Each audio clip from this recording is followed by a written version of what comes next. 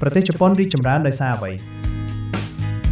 ប្រទេសជប៉ុនបានក្លាយជាប្រទេសអភិវឌ្ឍនិងមានសេដ្ឋកិច្ចរីកចម្រើនខ្លាំងដោយសារកត្តាសំខាន់ៗមួយចំនួនដូចខាងក្រោមការអប់រំនិងធនធានមនុស្សជប៉ុនផ្ដោតខ្លាំងលើប្រព័ន្ធអប់រំដែលមានគុណភាពព្រមទាំងបណ្ដុះបណ្ដាលប្រជាជនឲ្យមានវិន័យខ្ពស់ភាពស្មោះត្រង់ភាពស្រឡាញ់ការងារនិងស្មារតីធ្វើការជាក្រុមបច្ចេកវិទ្យានិងការច្នៃប្រឌិតការវិនិយោគយ៉ាងច្រើនលើការស្រាវជ្រាវនិងអភិវឌ្ឍ R&D បានធ្វើឲ្យជប៉ុនក្លាយជាអ្នកដឹកនាំកំពូលលើផ្នែកបច្ចេកវិទ្យាគ្រឿងអេឡិចត្រូនិកនិងឧស្សាហកម្មយានយន្តដូចជា Toyota, Honda, Sonyហេដ្ឋារចនាសម្ព័ន្ធទំនើបមានប្រព័ន្ធដឹកជញ្ជូនរហ័សនិងមានប្រសិទ្ធភាពខ្ពស់ដូចជារថភ្លើងល្បឿនលឿន Shinkansen កំពង់ផែនិងបណ្ដាញអគ្គិសនីព័ត៌មានវិទ្យាដែលគ្របដណ្ដប់ពេញប្រទេសនយោបាយនិងសេដ្ឋកិច្ចមានស្ថិរភាពក្រោយសង្គ្រាមលោកលើកទី2ជប៉ុនបានរៀបចំគោលនយោបាយសេដ្ឋកិច្ចច្បាស់លាស់ដោយយកចិត្តទុកដាក់លើការនាំចេញនិងការគាំទ្រអាជីវកម្មក្នុងស្រុកវប្បធម៌ការងារនិងទស្សនវិជ្ជាប្រជាជនជប៉ុនអនុវត្តទស្សនវិជ្ជាដូចជា Kaizen ការកែលម្អជាប្រចាំនិង Monozukuri សិល្បៈនៃការផលិតវត្ថុឲ្យមានគុណភាពឥតខ្ចោះដែលធ្វើឲ្យផលិតផលរបស់ពួកគេមានទំនុកចិត្តខ្ពស់នៅលើទីផ្សារពិភពលោកប្រព័ន្ធអប់រំនៅជប៉ុន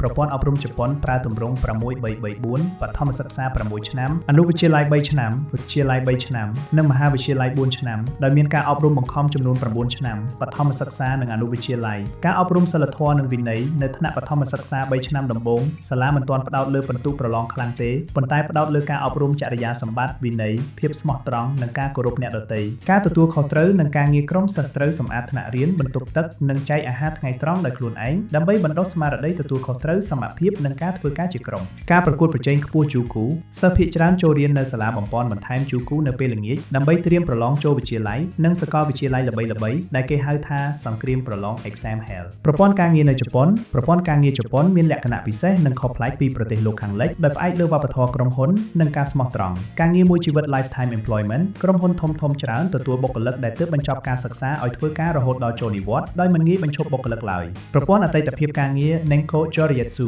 ប្រាក់ខែនិងតំណែងត្រូវបានដំឡើងទៅតាមអាយុនិងអតីតភាពការងារនៅក្នុងក្រុមហ៊ុនជាជាងសមត្ថភាពបុគ្គលសុទ្ធសាធវប្បធម៌ធ្វើការលើសម៉ោង overtime culture បុគ្គលិកតែងតែធ្វើការហួសម៉ោងដើមឡើយដើម្បីបង្ហាញពីការទប់ទល់និងការលះបង់ចំពោះក្រុមហ៊ុនប៉ុន្តែបច្ចុប្បន្នរដ្ឋាភិបាលកំពុងកាត់បន្ថយទម្លាប់នេះដើម្បីការពារសុខភាពផ្លូវចិត្តទស្សនវិជ្ជា Kaizen និង Monozukuri ការងារគ្រប់ផ្នែកតែងតែប្រកាន់ខ្ជាប់នូវការកែលម្អបន្តិចម្ដងជាប្រចាំ Kaizen និងការផ្ចិតផ្ចង់ផលិតរបស់ឲ្យមានគុណភាពខ្ពស់បំផុត Monozukuri ការសម្រេចចិត្តជាក្រុម Ringi System ការសម្រេចចិត្តក្នុងក្រុមហ៊ុនត្រូវឆ្លងកាត់ការយល់ព្រមពីថ្នាក់ក្រោមរហូតដល់ថ្នាក់លើដើម្បីឲ្យគ្រប់គ្នាមើលឃើញគោលដៅរួមគ្នាស្ថានភាពជីវភាពរបស់ប្រជាជនជប៉ុនស្ថានភាពជីវភាពរស់នៅរបស់ប្រជាជនជប៉ុនមានលក្ខណៈជឿនលឿននិងមានសុវត្ថិភាពខ្ពស់ប៉ុន្តែក៏ជួបប្រទះនូវសម្ពាធផ្នែកសង្គមមួយចំនួនផងដែរកម្រិតជីវភាពនិងប្រាក់ចំណូលប្រជាជនជប៉ុនភាគច្រើនមានប្រាក់ចំណូលមធ្យមទៅតាមស្តង់ដារប្រទេសអភិវឌ្ឍន៍ពួកគាត់មានសមត្ថភាពទិញទំនិញប្រើប្រាស់ទំនើប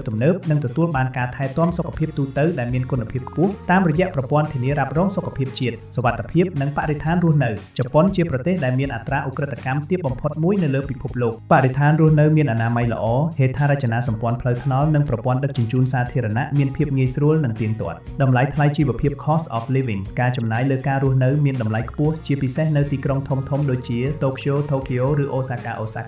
តម្លៃផ្ទះជួលអាហារនិងការចំណាយលើការអប់រំកូន